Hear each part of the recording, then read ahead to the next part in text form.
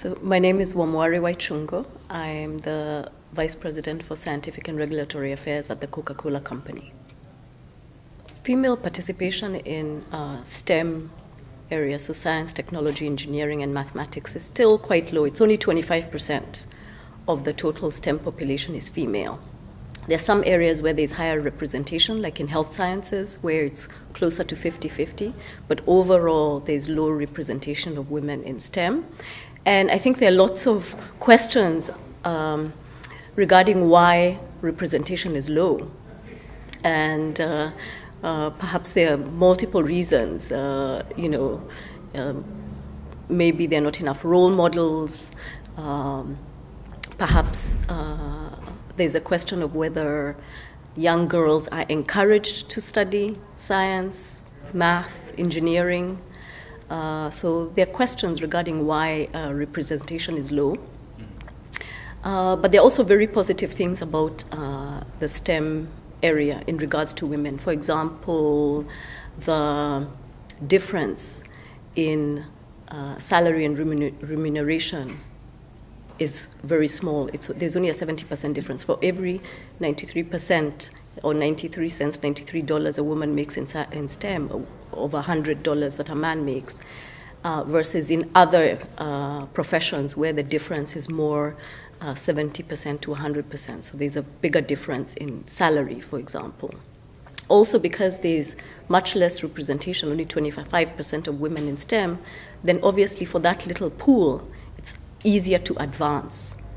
So there are a lot of positive aspects to STEM, and perhaps the question is if the salary difference is smaller, if the opportunities to advance are higher, why aren't we seeing a significant increase in participation? So the number of 25% actually has been there for a long time. So although there's been an increase, the percent contribution has not changed significantly. So actually, at Coca-Cola, we have quite good representation. Well, we can always improve. We have quite good representation. We have several of our function heads for example, our chief financial officer is a woman, Kathy Waller. Our head of R&D is a woman, Nancy Kwan. Our head of concentrate manufacturing is also a woman, Darlene Nicosia. Myself, I lead scientific and regulatory affairs, I'm a woman. So we have quite good representation. And I think because we have good representation, it does increase representation in the organization, because again, you have peers and mentors who are helping to increase contribution. The company itself also has a couple of programs.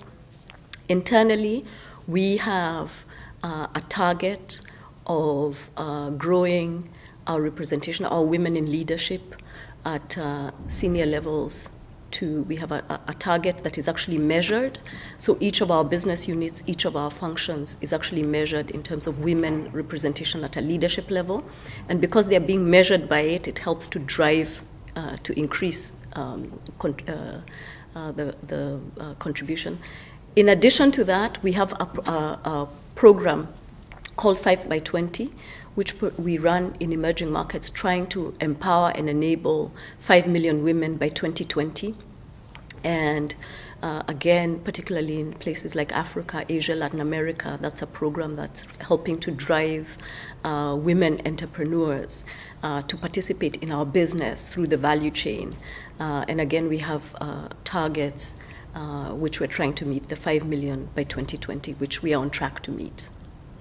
Coca-Cola has several programs that it has implemented to encourage women to participate in food science. The first one is we have an internship program. In fact, we're just completing our summer internship program where we bring students from various universities, master's and PhD students, and they do a rotation in R&D, scientific and regulatory affairs, my particular area, but also QSC. So they get an opportunity to see the various areas in food science and technology from an industry, a company setting. And that helps them in terms of determining what area they want to work with, want to work in as they graduate. So that's one of the things we're doing, which we run with quite a few universities. The University of California, Davis participates, Ohio State, the University of Georgia, of course, because Coca-Cola is based in Georgia. So we have a few universities, the University of Massachusetts, Amherst, we have a few universities participating in that program.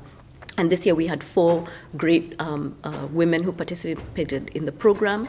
One of them actually has gotten employment at the company. The rest are going to finish their degrees, and hopefully we'll keep in touch, and maybe we may be able to bring them on board. So that's one of the ways we're doing it. The second way we do it is from time to time we visit universities and talk about careers in food science. From a Coca-Cola point of view, of course, the types of opportunities that there may be in a company like ours. So this year, for example, I've done 2 presentations, one at my undergraduate college, Montclair State, that is just building a food science program, but I also where I did my master's and PhD at the University of Missouri, again, talking to students about opportunities and careers in food science. And I'm very proud to say I was back at Missouri for graduation. They graduated 10 undergraduate students, and each and every one of them already had a job before they graduated. So that's I think the best testament of the fact that a career in food science pays off. If you study food science, you are highly likely to get a career in food science.